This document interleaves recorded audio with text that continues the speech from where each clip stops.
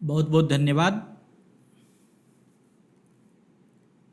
आज हम लोग कल हम लोगों ने चर्चा किया था सनातन के बारे में।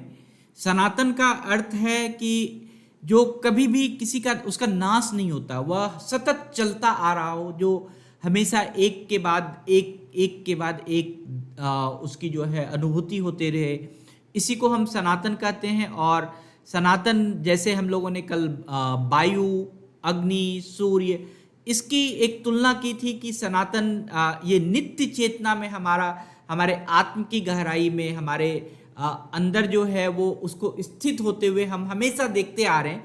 यही एक सनातन की अवस्था है, इसी को हम एक परम शक्ति या सनातन शक्ति कहते हैं। तो नचिकेता और यमराज के संवाद में कठोपनिषद में पीपल के वृक्ष को भी सनातन माना गया है। वैसे तो जितने भी वृक्ष हैं, हर वृक्ष की महिमा अपरंपार है, हर वृक्ष अपने आप में बहुत ही अच्छा है। कहते हैं कि अगर आप 10 कुआं अगर आप खोदते हैं, 10 तालाब, 10 कुआं खोदते हैं, तो एक बावड़ी के बराबर आपको उसका, बावड़ी मतलब धर्मशाला के निर्माण के बराबर आपको पुण्य मिलता है। अगर आप 10 बावड़ी बनवाते हैं तो एक बड़ा सा तालाब के बराबर जो है उसका महत्व है। और अगर 10 तालाब बनाते हैं तो एक पुत्र के बराबर का महत्व है।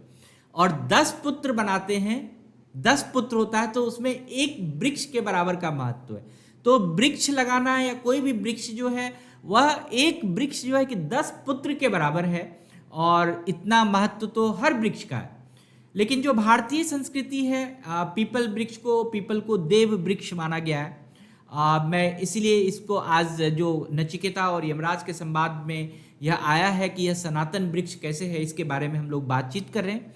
और इसके जो सात्विक प्रभाव है, इसके जो बहुत ही पायस जो गुण है, आप स्पर्श से ही प्राप्त कर सकते। आप पीपल के पेड़ को, पीपल के पत्ते को अगर छुएं तो आपको उसकी जो चेतना है वो आपको बहुत ही प्रफुल्लित कर देगी, आपको बहुत ही पुलकित कर सकती है। बहुत सारे पुराण हैं, वेद हैं, हर जगह। वेद में भी हम लोग इसको 2 दिन इस पीपल वृक्ष को चर्चा करेंगे, अगले आने वाले सत्र में और 2 दिन चर्चा करेंगे।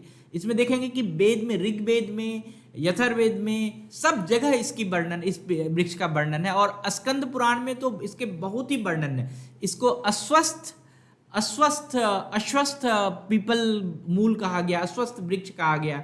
इसका, क्योंकि इसमें जो है मूल में इसके जो मूल है मतलब जड़ है उसमें विष्णु भगवान रहते हैं, तने में जो है कि वो केशव का रूप है, शाखाओं में जो है नारायण का रूप है, पत्तों में जो है श्री हरि का रूप है, फल में सभी देवताओं का रूप है।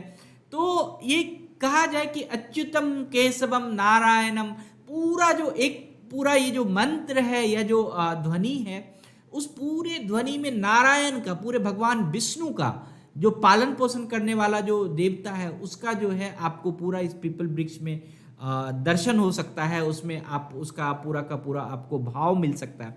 तो ऐसे तो भगवान श्री कृष्ण जो है वो कहते हैं कि समस्त वृक्षों में से पीपल का वृक्ष मैं ही हूँ।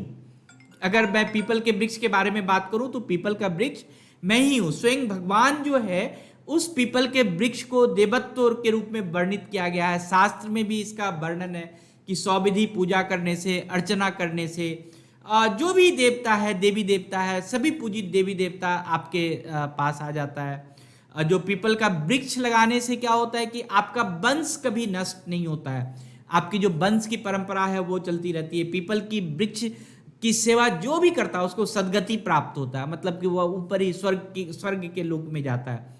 पीपल वृक्ष की प्रार्थना करने से, पीपल वृक्ष की प्रार्थना का भी, जैसे हम लोग ने अग्नि स्त्रोत, हिरण्यगर्भ स्त्रोत पढ़ा, तो इसी तरह से पीपल के वृक्ष का भी वैदिक मंत्र है, वो अस्वस्थ स्त्रोत है। उसका प्रार्थना करने से जो है आपका, उसका मंत्र दिया गया है, उससे प्रार्थना करने से हर तरह का पाप नष्ट हो सकता है। और इसमें एक व्रत भी है, अस्वस्थो उपनयन व्रत है, जिसमें कि एक महर्षि थे, शौनक नाम था उनका, उनके द्वारा वर्णन किया गया है।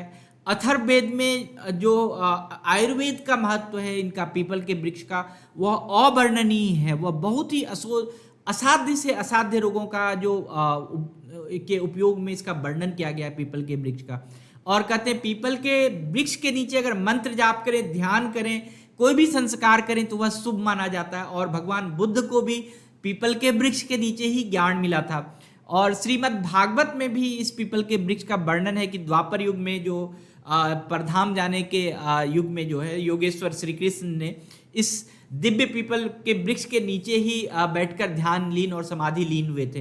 तो इस वृक्ष की बहुत ही महिमा है। और यज्ञ में जो उपपात्र, उपभृत पात्र कहते हैं, जिसमें कि दुर्बा और जो भी सब चीज़ रखा जाता है वो पीपल का ही कास्ट किया होना चाहिए, पीपल का ही बनाया होना चाहिए। इसकी पवित्रता तो बहुत ही है। पीपल के वृक्ष के, पीपल की लकड़ी का यज्ञ में हवन किया जाता है। हमने एक दिन आपको बताया था कि अग्नि प्रज्वलित करने के लिए अग्नि मंथन किया जाता है, तो उसमें समी और पीपल के दोनों के ही लकड़ी का उपयोग किया जाता है। तो और जो पीपल का जो कोपल है, जो उसकी नई जो पल्लव निकलते हैं, वो बहुत ही निहित है, बहुत ही जीवनदायिनी है, सुखदायिनी है। लोग कहते हैं कि एक पीपल का अगर पत्ता झड़ता है तो तुरंत ही उसके कोपल निकल आते हैं। मतलब कि पीपल के जो हरियाली का जो एक महत्व है वह यह है कि कभी भी ये खत्म नहीं होता है। अंतिम पड़ाव में भी अगर पीपल का पत्ता सूख भी रहा, अंतिम पड़ाव में भी वह सेहतमंद बना रहता है, वह पीपल का पेड़। मतलब हमेशा उसमें कोपल, हमेशा उसकी हरियाली रहती है। कठोपनिषद में जो इसका महत्व है, हम लोग आगे आने वाले उसमें करेंगे कि यमराज जो है इसको ब्रह्म की उपासना उपमा दी है कि ब्रह्म ही जो आत्मा है वह पीपल के वृक्ष के समान है। और इसमें कहा है कि ब्रह्मांड में के मध्य में अगर हम देखा जाए तो एक पीपल का वृक्ष उल्टा लटका हुआ है।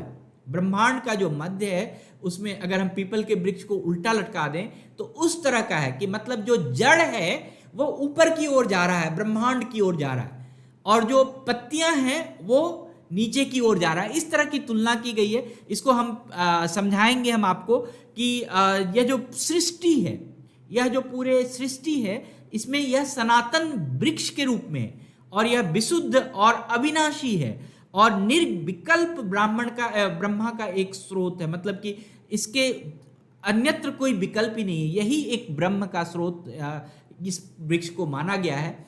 तो इसके बारे में हम लोग आगे आने वाले इसमें चर्चा करेंगे। तो आज के लिए बस इतना ही, धन्यवाद।